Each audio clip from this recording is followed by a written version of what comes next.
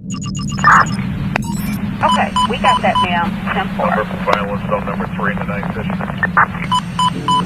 1431. Station in Dana. So it's going to give you John Adam 232605. John Adam.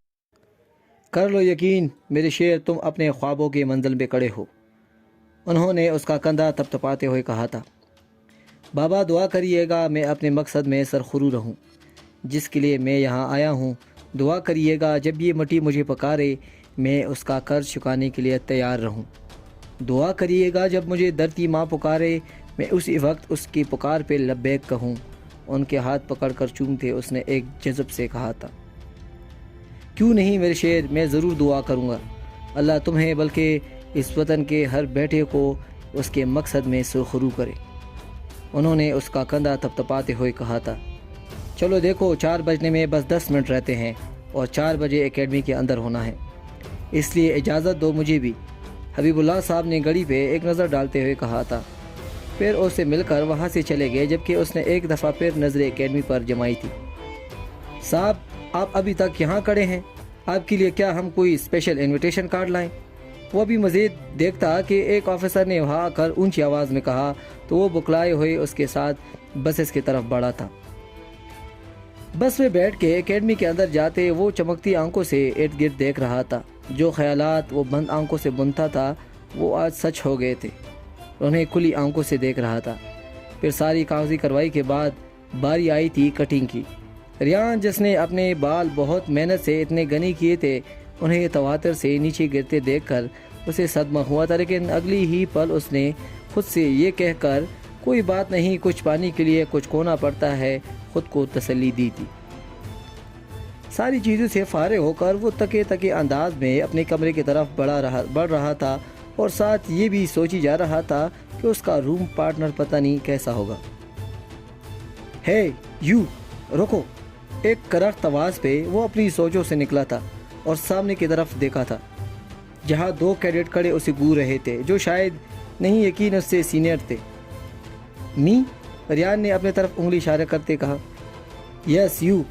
اس کے بعد پہ ریان اپنا سامان وہیں رکھتے جل تو جلال تو کاوش کرتے آگے بڑھا تھا، کیونکہ اسے پتا تھا پی ایم اے میں سینئر جونیئر کے ساتھ بہت برا کرتے ہیں۔ یس سر۔ وہ ان کے سامنے جا کر سیدھا کھڑا ہو گیا تھا۔ Get down and start push ups, ان میں سے ایک بولا تو ریان نے آنکھیں بڑی کر کے انہیں دیکھا تھا۔ جی سر، اس نے حیرانگی سے کہا تھا۔ بہرے ہو کیا سنائی نہیں دیتا تمہیں؟ میں کہہ رہا ہوں پش اپ سٹارٹ کرو، اس نے آواز اونچی کر کے کہا۔ بٹ سر، ریان نے کچھ کہنا چاہا تھا۔ Shut up! پی ایم اے میں صرف یس سر چلتا ہے، نو سر، بٹ سر، سوری سر اور تھینک یو سر کی کوئی گنجائش نہیں، انڈرسٹینڈ؟ چلاتے ہوئے کہا گیا تو اس نے بس سر ہلایا۔ Now start!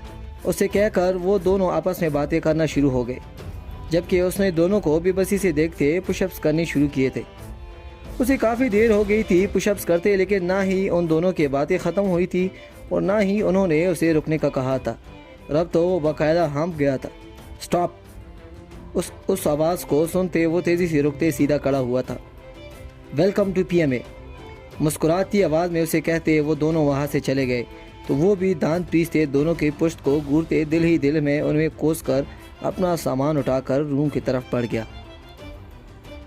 وہ روم میں آیا تو دروازہ کھولتے ہی سامنے اسے اپنا ایک ہم عمر لڑکا سر ہاتھوں میں گرائے بیڈ پہ بیٹھا ہوا تھا۔ دروازہ کھلنے کی آواز پہ اس نے سر اٹھا کر اوپر دیکھا تھا اور اسے دیکھتے ہی اپنی جگہ سے کھڑا ہو گیا تھا۔ السلام علیکم، I am Rayan Khan and you? Rayan نے سامان رکھتے اس کی طرف بڑھاتے ہوئے ہاتھ اس کی طرف بڑھاتے ہوئے اسے کہا تھا۔ وعلیکم السلام، ایم معیز بہروز شاہ، اس نے ہاتھ ملاتے ہوئے کہا تھا۔ ریان نے بس سر ہلانے پر اکتفا کیا تھا۔ تم کہاں سے ہو؟ اس نے آپ جناب کے تکلف کے بغیر پوچھا تھا۔ مراد آباد پشاور سے، اور تم؟ ریان نے جواب دینے لگے ہاتھ ہی اس سے بھی پوچھ لیا تھا۔ میں یہیں ایبٹ آباد سے ہوں، اس نے منہ کی زاویے کو بگاڑتے ہوئے کہا تھا۔ گڈ، ریان نے کہتے سامان اٹھایا تاکہ الماری میں سیٹ کر سکے۔ اس کے بعد میس میں جا کر کھانا کھانا تھا اور اس کے بعد اس کے ارادہ سونے کا تھا، کیونکہ وہ بہت شدید تھکا ہوا تھا۔ کیا تم بھی اپنے والد کی ضد پہ آئے ہو پی ایم میں؟ اس نے تجسس سے پوچھا تھا۔ نہیں، اپنی مرضی سے آیا ہوں، اسے جواب دیتے ہوئے وہ الماری کھول کر سامان سیٹ کرنے لگا تھا۔ میں اپنی مرضی سے بالکل نہیں آیا، میرے ابا نے مجھے زبردستی یہاں پہنچا دیا ہے، اس نے منہ بسورتے ہوئے کہا تھا۔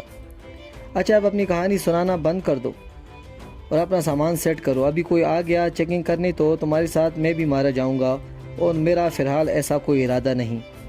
ریان نے بیڈ پہ پہلے اس کے سامان کو دیکھتے 2 ٹوک کہا تھا، اس کے بعد پہ معز نے بھی اپنا سامان سیٹ